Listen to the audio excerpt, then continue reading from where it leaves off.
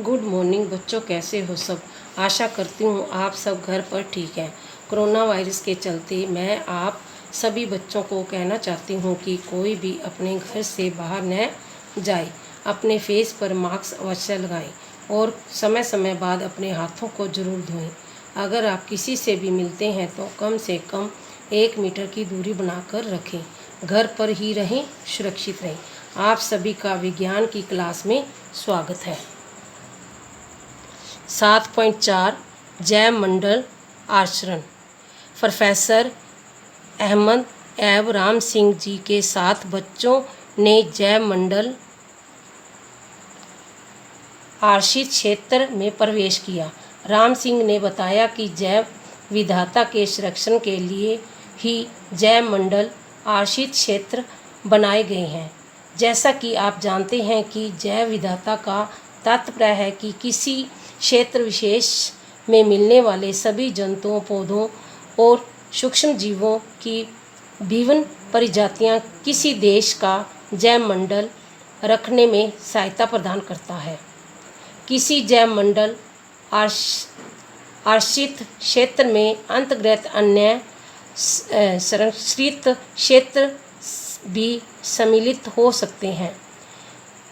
पंचमंडी जैव मंडल आश्रित क्षेत्र में सतपुड़ा नामक एक राष्ट्रीय उद्यान तथा पंचमंडी एवं बोरी जैसे चित्र 7.1 नामक 2 वन्य जंतु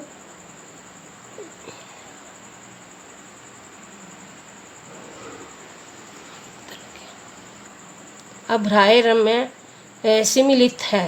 सारणी 7.1 संरक्षण के लिए सुरक्षित क्षेत्र जैसे ये बताया गया राष्ट्रीय उद्यान, जैव मंडल आश्रित क्षेत्र, वन्य जंतु ये बताए गए हैं।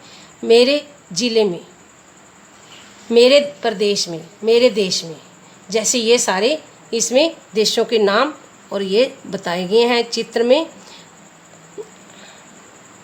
पंचमंडी जैव मंडल आश्रित क्षेत्र, ये सारे इसमें क्षेत्र बताए गए हैं।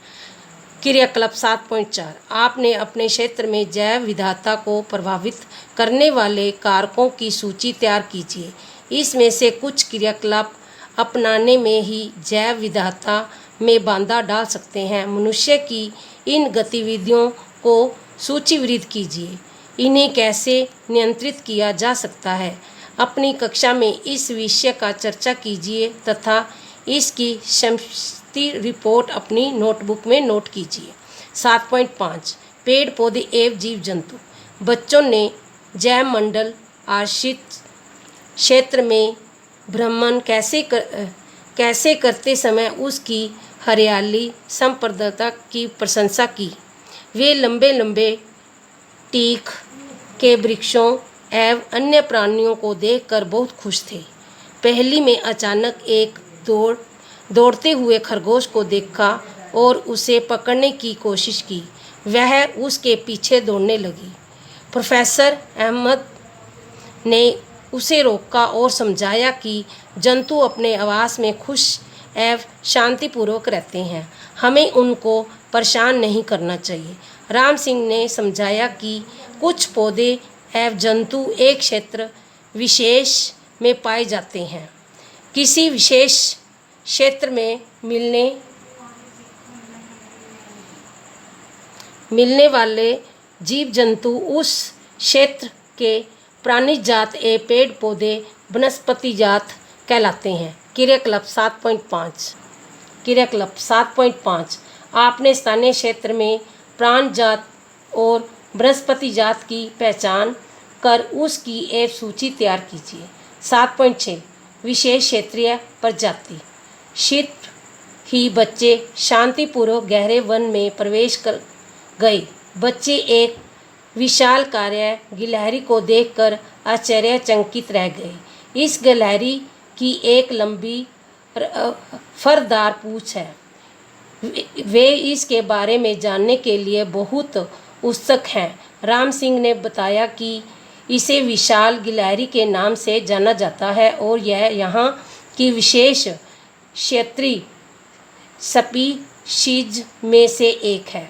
जंतुओं एवं पौधों की यह स्पीशीज जो किसी क्षेत्र विशेष में विशिष्ट रूप में पाई जाती है विशेष क्षेत्रीय स्पीशीज कहलाती है। ये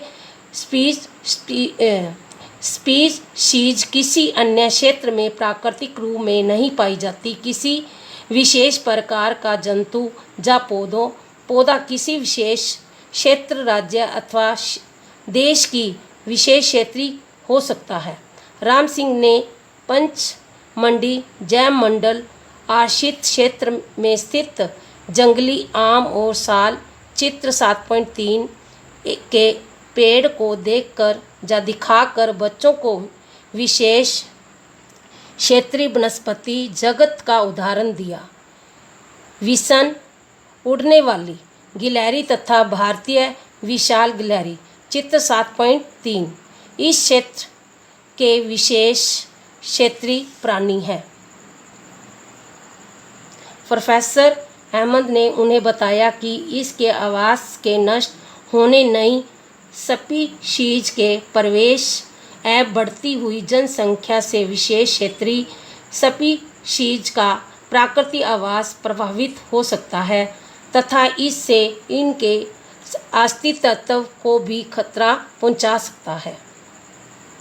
क्रियाकलाप 7.6 जिस क्षेत्र में आप रहते हैं वहाँ के विशेष क्षेत्रीय जंतुओं और पौधों का पता लगाइए। 7.7 वन्य प्राणी, ये वन्य प्राणी है। प्रोफेसर अहमद ने उन्हें बताया कि आरक्षित वनों की सतह ही कुछ ऐसे क्षेत्र हैं जहाँ जंतु परिष्कृत एवं सुरक्षित हैं। साल, आम, सौगान, जामुन, अर्जुन, सिल्वर फर्न आदि वनस्पति जात हैं तथा नील गाय, चिकारा, वर्किंग हिरन, तेंदुआ, चीतल, भेड़िया, जंगली कुत्ता आदि पंचमढ़ी जैव मंडल आश्रित क्षेत्र में मिलने वाले ये प्राण जात हैं, जैसे ये चित्र 7.2 में दिखाया गया है,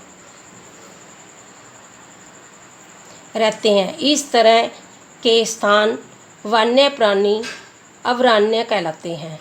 राम सिंह जी ने पुनः बताते हैं कि अभयारण्य वह स्थान है जहाँ जंतुओं अथवा प्राणियों का शिकार करना या पकड़ना अथवा उन्हें मारना तुरंत निषिद्ध होता है।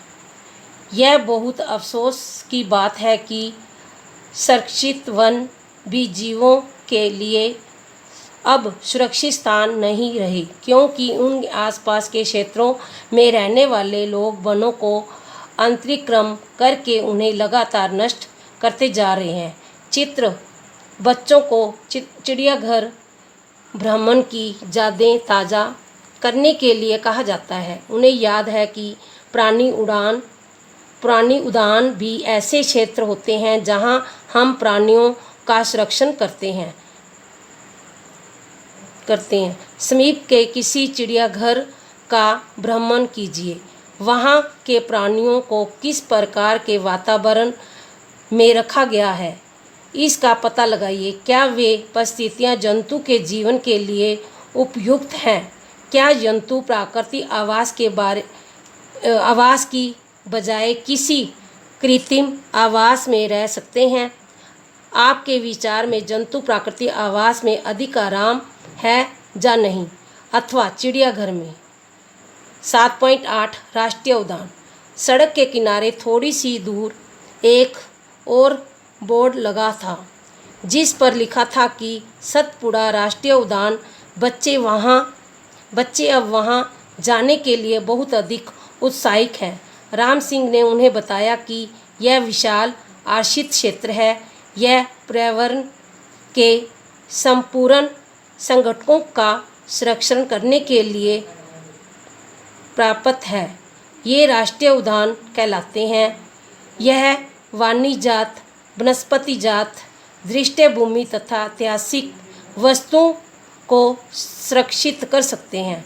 सतपुड़ा राष्ट्रीय उद्यान भारत का प्रथम आरक्षित वन है। वन क्षेत्र है।